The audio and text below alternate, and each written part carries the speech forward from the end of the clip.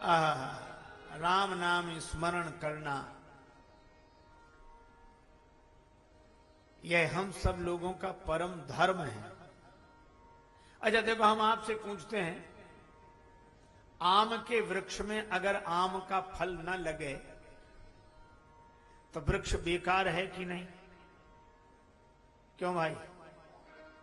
है? चलो ठीक है। अच्छा, जामुन के वृक्ष में जामुन का फल न लगे, बेकार। अच्छा, और कटहल के पेड़ में कटहल का फल न लगे। हमारे यहां आश्रम में था एक कटहल का पेड़, बहुत दिन तक रहा, उसमें फल ही नहीं लगते थे। अच्छा, तो पेड़ बेकार है कि नहीं? आप ही लोग कह रहे हैं। क्यों भाई? पेड़ बेकार, अगर पेड़ में पेड़ का फल न लगे। मैं भी आपसे कहता हूं, जैसे आम में के पेड़ में आम का फल लगना चाहिए, जामुन के पेड़ में जामुन का फल लगना चाहिए,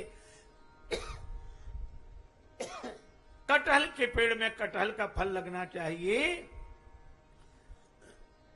इसी तरह ये मनुष्य शरीर भी पेड़ है, वृक्ष है, और इसका फल क्या है? पढ़ो श्री रामचरितमानस। देह धरे कर फल यह भाई, भजिए राम सब काम बिहाई। शरीर धारण करने का फल है राम नाम स्मरण। अगर कोई राम नाम स्मरण नहीं करता तो ये जिंदगी बेकार है कि नहीं? क्यों?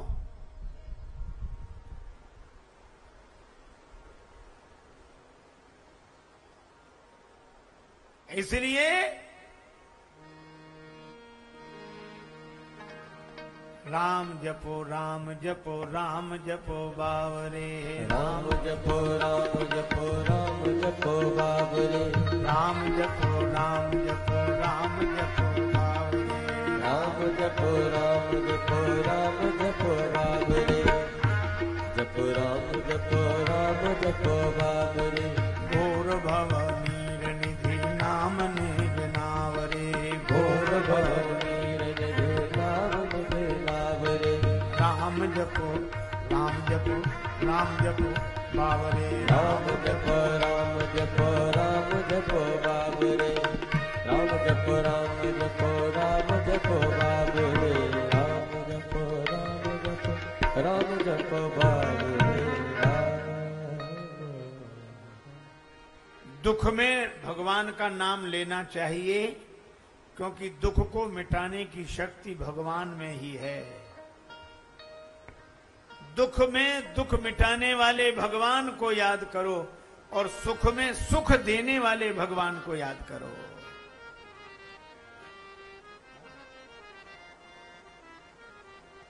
पार्वती जी का जन्म हुआ, सोह शैल गिरिजा गृह आए, जिम जन राम भगत के पाए। पार्वती जी श्रद्धा है, और जहां श्रद्धा प्रकट हो जाए वहां सदगुरु स्वयं चले आते हैं।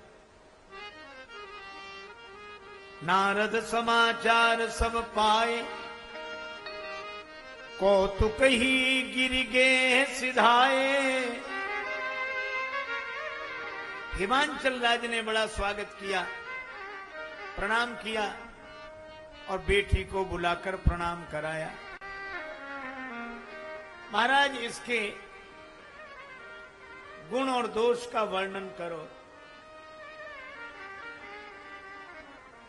दोष और गुण का वर्णन करो। नारद जी ने कहा, क्या कहना हिमांचल राज, तुम्हारी बेटी समस्त सद्गुणों से संपन्न है, सद्गुण संपन्न है, दो चार अवगुण है। शैल सुलक्षण सुता तुम्हारी सुनऊ जे, अब अवगुण दुई चारी।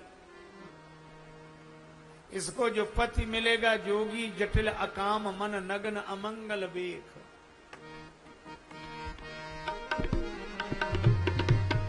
जोगी जटिल अकाम मन, जोगी जटिल अकाम मन नगन जोगी, अकाम लगन जोगी, जटिल अकाम मन नगन अमंगल बेख, ऐसे स्वामी यही कहाँ मिली परिहस्त असरेख जो।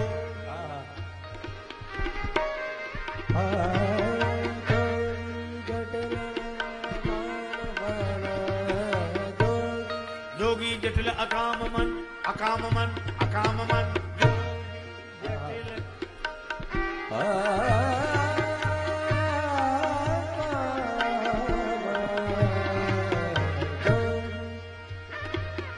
जोगी जटिल अकाम मन नगन नगन नगन जो। जोगी जटिल अकाम मन मन जो, जोगी जटिल अकाम मन नगन अमंगल बेक, अमंगल बेक अमंगल बेक अमंगल बेक जो। जटिल अकाम जो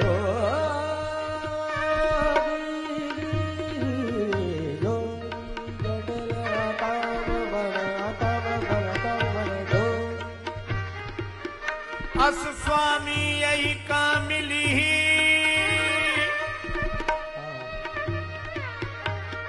परिहस्त असिरेख जोगी जोगी जोगी जो जोगी जोगी जो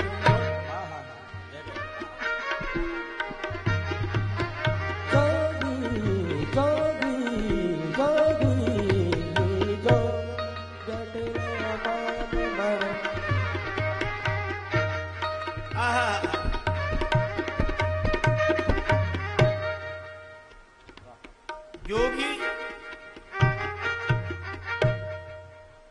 भगवान शंकर नित्य योगी हैं, जटिल हैं। जटिल के दो अर्थ, जो समझ में ना आवे सो जटिल, और जो जटाएं धारण करता हो सो जटिल। उनके मन में काम है ही नहीं, दिगंबर हैं। अमंगल वेश होते हुए भी भगवान शंकर सभी के जीवन में मंगल की सृष्टि करने वाले हैं। ऐसा वर मिलेगा। पार्वती जी समझ गई, यह तो भगवान शंकर का ही वर्णन किया जा रहा है। और नारद जी ने स्पष्ट कह भी दिया, यद्यपि वर अनेक जग माही, पर यही कहां शिव तजी दूसरा नहीं। शिव जी के अतिरिक्त दूसरा कोई पति इनके लिए नहीं है। और एक अर्थ और है, यही कहां शिव तजी, इन्हीं को शंकर जी ने तज दिया था, ये दूसरी नहीं है। यही कहां शिव तजी दूसरी नहीं।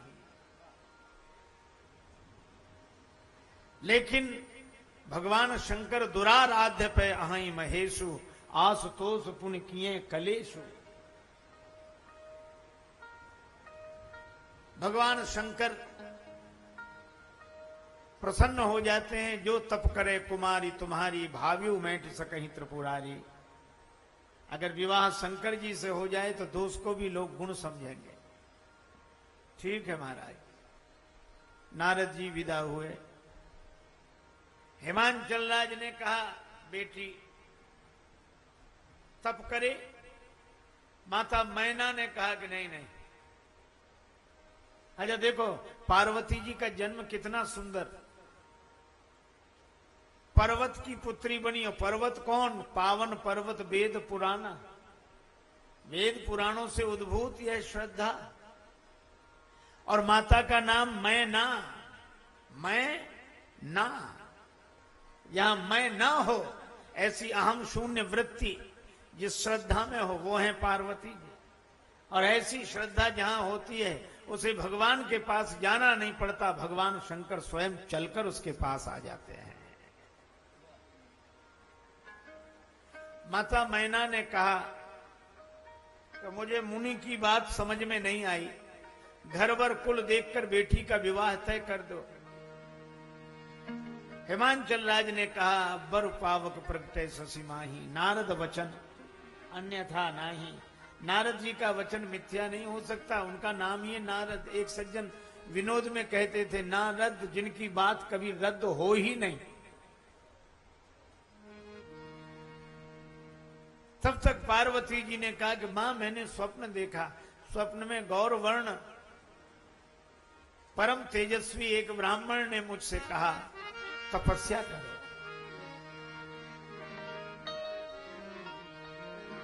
चली उमा तप हित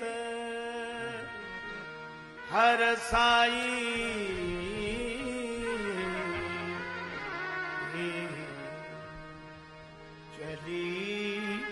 उमा तप हित हर साई उमा तप हित हर साई चली उमा तप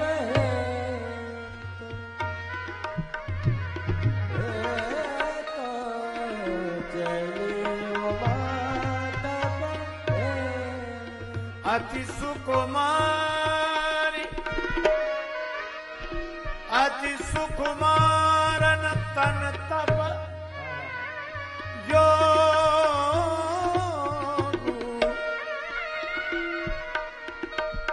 पति पद सुमेर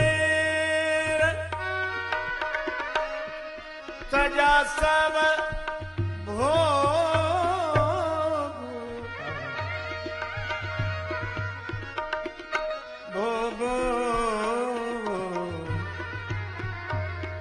चली उमा तप हित तप हित तप हित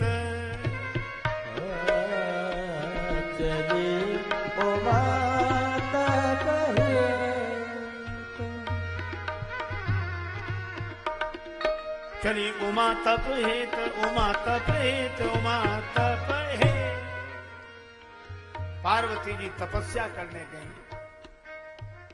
शरीर सुकुमार है, मन में दृढ़ता है, तपस्या आरंभ की और ऐसी तपस्या की, ऐसी तपस्या कि पार्वती जी जैसे स्वयं तपस्या हो गई हो, मूर्तिमंत तपस्या जैसी। और भगवान शंकर राम राम राम राम करते। एक दिन राम जी उनके आगे प्रकट हुए। प्रगटे राम कृतज्ञ कृपाला, देवाधिदेव महादेव शिव ने दर्शन किया, नेत्रों में प्रेम जल भर आया। भगवान शंकर ने कहा कि हम तो आपका ही नाम स्मरण करते रहते हैं, आपकी कथा सुनते रहते हैं। राम जी ने कहा कि भोले बाबा आज मैं आपको कथा सुनाने आया। हमें कथा सुनाओगे? हाँ। आप कथावाचक कब से बन गए? कथावाचक कब से बन गए? राम जी ने कहा हम तो जन्म से कथावाचक हैं। जन्म लेते ही पहला काम किया, कही कथा सुहाई मात बुझाई जही प्रकार सुत प्रेम लय। किसकी कथा सुनाओगे?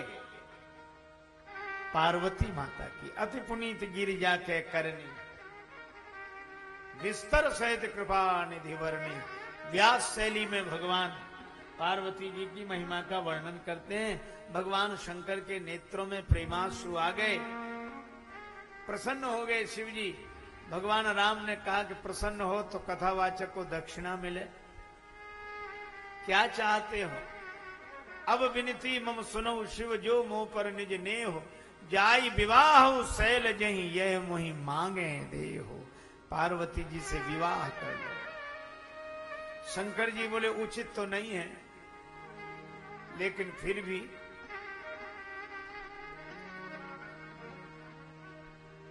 आपकी आज्ञा मिटाई नहीं जा सकती।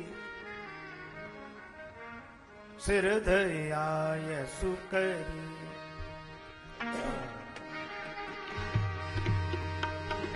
सिर धरियाय सुकरी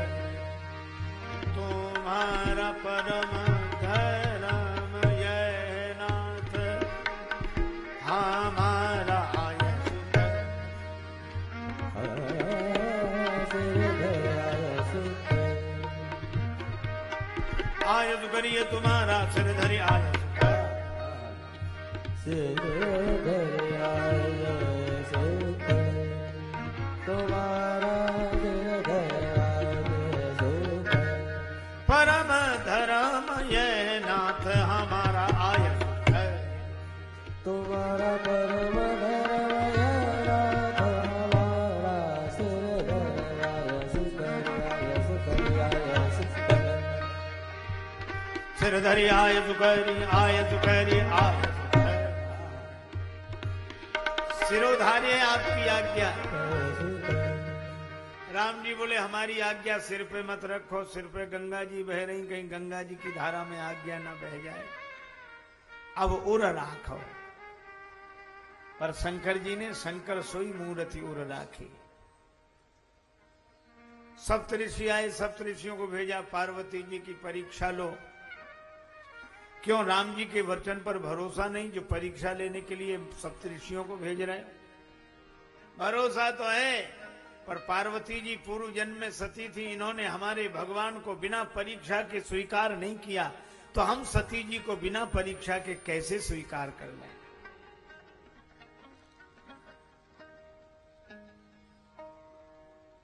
सप्तऋषियों ने आकर बात बताई। भय मगन शिव सुनत सनेहा। शंकर जी की समाधि लग गई। सुख में भी भगवान का नाम, दुख में भी भगवान का नाम। दुख मिटाने वाले भगवान को याद करना चाहिए और सुख देने वाले भगवान को याद करना चाहिए। तारकासुर से सब परेशान, देवराज इंद्र से कहा, तारकासुर ने वरदान मांगा था शिव के पुत्र से मेरी मृत्यु हो, और पुत्र तब हो जब विवाह हो। देवराज इंद्र ने काम को बुलाया, काम गया भगवान शंकर की समाधि भंग करने। विषम बाण चलाए,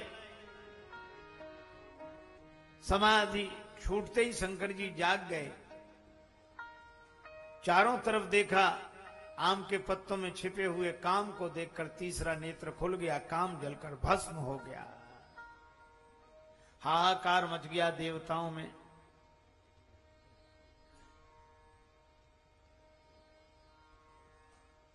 रथी को वरदान मिला, कृष्ण तनय होइए पति तोरा।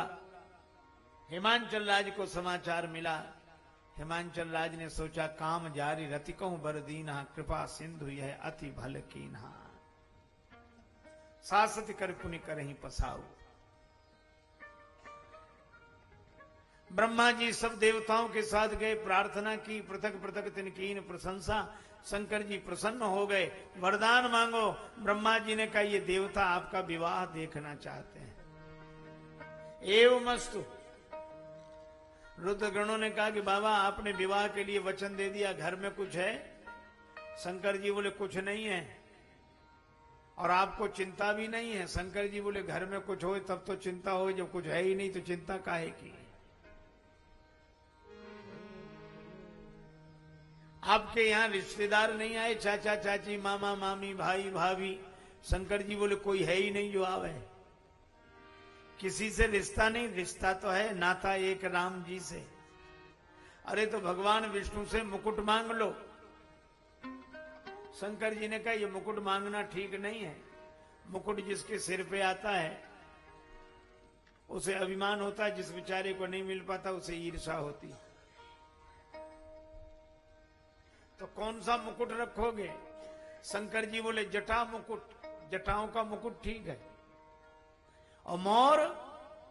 शिव जी बोले जटाओं का मुकुट रखने से किसी को ईर्ष्या नहीं होगी, जिसे जटाएं बढ़ानी हो अपनी बढ़ा ले, ये तो मौका भगवान ने सबको दिया है। और मोर ऐसा नहीं रखेंगे जिस मोर को देखकर अविवाहितों के मन में विवाह की इच्छा हो। हम ऐसा मोर रखेंगे कि हमारा मोर कोई देख ले तो जागृत की कौन कहे स्वप्न में भी विवाह को तैयार ना हो। इसलिए जटा मुकुट अहि मोर, सांप का मोर। कुंडल कंकन का सब सांप। देखो सांप के पांव नहीं दिखाई देते क्योंकि होते ही नहीं है, और इस संपत्ति के भी पांव नहीं है। पर बिना पांव के सरक जाती है कि नहीं? कभी किसी को धनी बनाएगी, कभी किसी को धनी बनाएगी।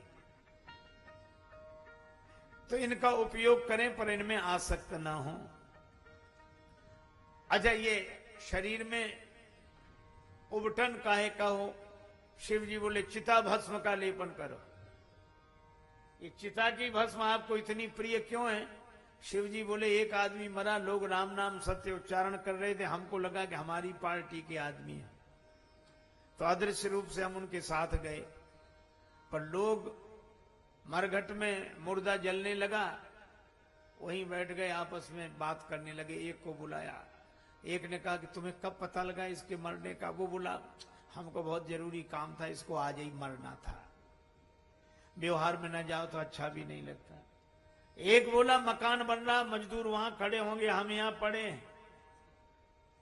एक ने कहा हमारी दुकान खुली, ग्राहक वहां और हम यहां। इसी तरह लोग बातें कर रहे थे। एक बोला हमें बिजली का बिल जमा करने जाना था, अगली बार जो पेनाल्टी आएगी ये देने आएगा। अब जिसके मन में जैसा वैसा ही। पर एक आदमी वो नौकरी करता था, वो कहने लगा इसे मरना था तो ये मंडे को नहीं मर सकता था। कहां इसको मरना था तो संडे को नहीं मर सकता था? कहां मंडे को मर गया बेदर्दी, हमारी तो एक दिन की छुट्टी थी, उसकी भी छुट्टी कर दी। ऐसी बातें करें। शंकर जी को लगा ये सब के सब दल बदलू हैं, इससे तो मुर्दा अच्छा। शिव जी ने कहा आज से तुम्हारे शरीर की राख ही मैं अपने शरीर पर लगाऊंगा। तन विभूति